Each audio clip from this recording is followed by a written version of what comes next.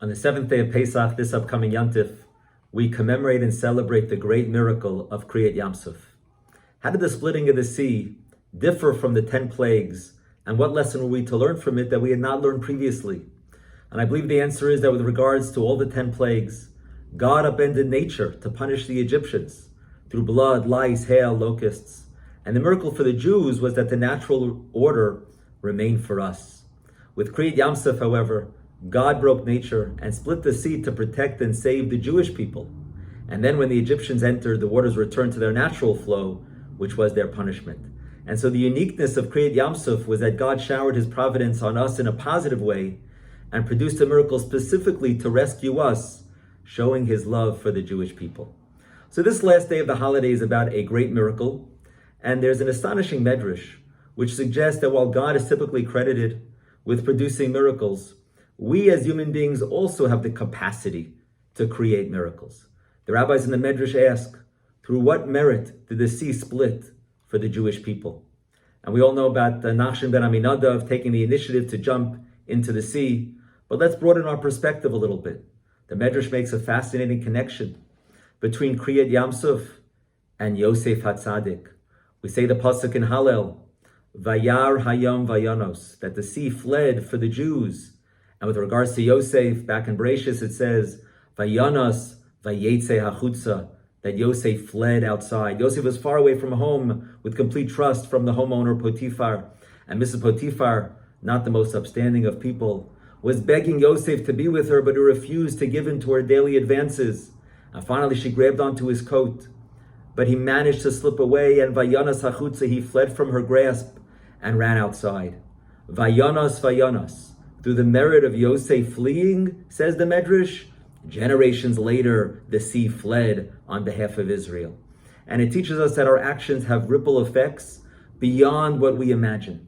But in my mind, the Medrash is teaching all of us something very powerful, which is that it's not only God who performs impressive, mind-bending and nature-breaking miracles when necessary, but we too, as mortal human beings, have superpowers. We too have the ability to produce miracles when we break our nature, when we overcome our instinct and do the right thing even when difficult. It's no surprise then that the word for test is nisayon, with the same root as nes. Nisayon and nes, when you're tested and you do the right thing, that creates the nes, the miracle. And so when Nachshon is confronted with the instinct to be passive in the face of uncertainty, and he overcomes that and jumps in, that's a remarkable moment.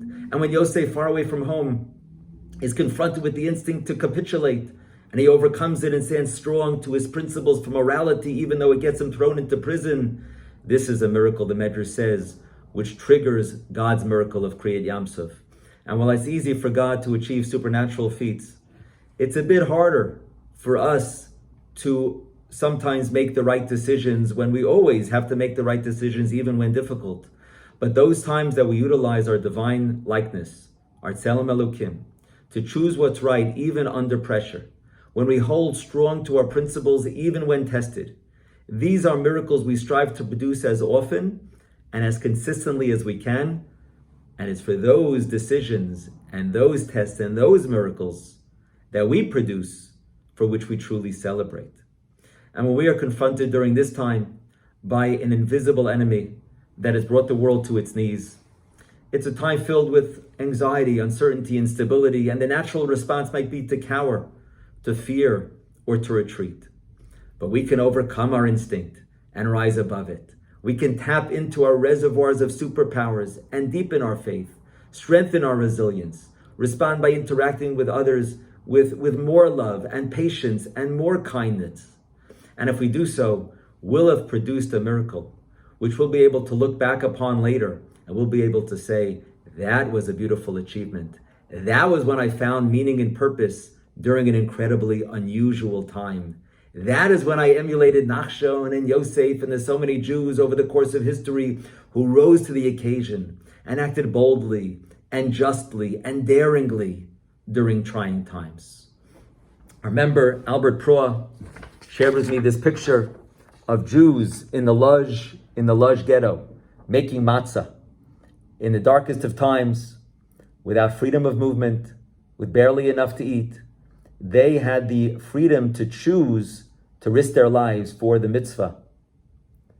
And as a journalist pointed out, look at the smile on the woman's face, knowing that she's doing something miraculous. And look at the man all the way to on the right of the picture screen, the man here holding the matzahs. That man is Maurice Proa, a Beth Jacob member and past president of the shul, father of Albert and Harold. And those Jews in the Lodz ghetto had the incredible courage to come together and bake matzahs under the most difficult of circumstances. And that inspires us today. Our situation does not compare to theirs, but their ability to perform miracles gives us chizuk that in our far less dire circumstances, and it is difficult and people are ill and people have died, and I don't mean to minimize the difficulty of it, but these are far less dire circumstances than that generation and previous generations. And if they could perform miracles by baking matzahs even during those trying times, then we could do so as well. Rav Moshe Mashkowitz, Chief Rabbi of Ukraine, shared the following story of an older man, a professor of mathematics, who came every day to shul in Kharkov. And one day they didn't say Tachnun. And after davening, he asked Rabbi Mashkowitz jokingly, why don't we say Tachnun today? Which Rebbe got out of jail today? And Rabbi Mashkowitz explained that today was the 8th day after a baby had been born. And since this afternoon was a bris and the father was praying with the minyan that morning, that is why we didn't say Tachnun. The older man, who was close to 80, thought for a second and said, what if I would want to have a bris?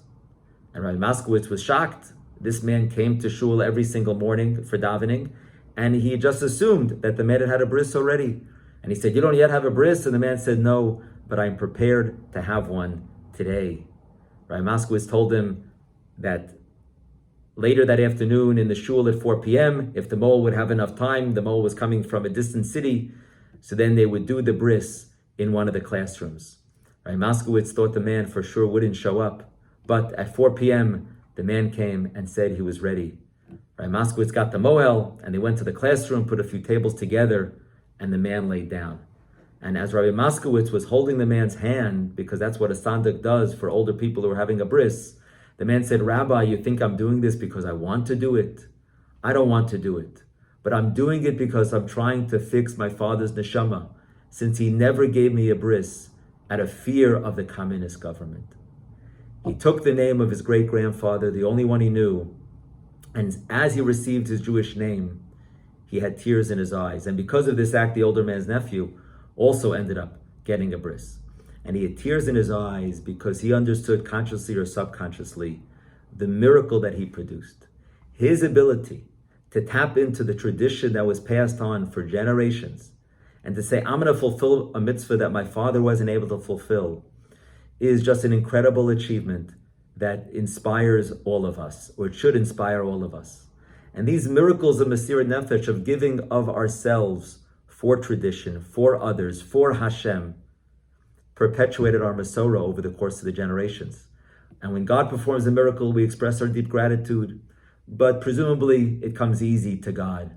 But when we as human beings follow Hashem's Torah and act with conviction, even when difficult, even when it's almost unnatural to do so, that is a miracle that brings us true happiness.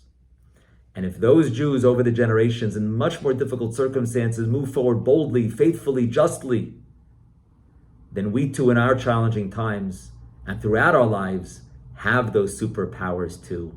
We have it within us to create nisim, to create miracles through our nisyonot. We too can produce miracles which will have ripple effects on our community, positive effects on the community, our family, and ourselves. And these miracles will bring us simcha and will be celebrated by all in future generations. I hope and pray that you are safe and healthy. I look forward to seeing you soon. I wish you good Erev Yontif and a Chag Sameach.